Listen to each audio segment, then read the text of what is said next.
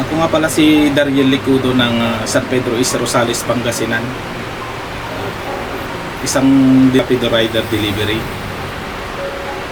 Sa pagiging Rapido, hindi naman agad-agad madali.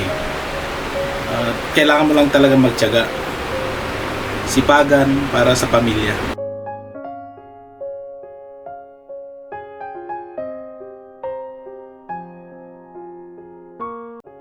Dati rin po akong delivery rider. Ano po kami, parang kami po yung dating delivery rider ng isang fast food chain. Sobrang hirap po kung meron po yung talagang isang araw na wala talagang biyahe.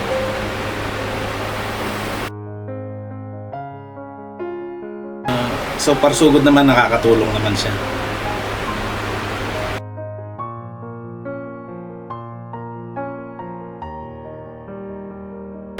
Opo, nakakasama naman po. Yung minsan kahit bumabagyo, tuloy pa rin ang biyahe kasi kailangan natin ng kita para sa pamilya.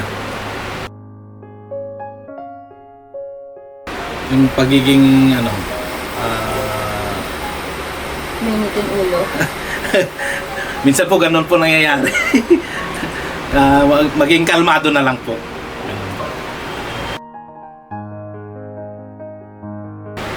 Sa mga gustong maging Rapido Rider, subukan natin, sipagan lang natin at tiyagain para sa pamilya.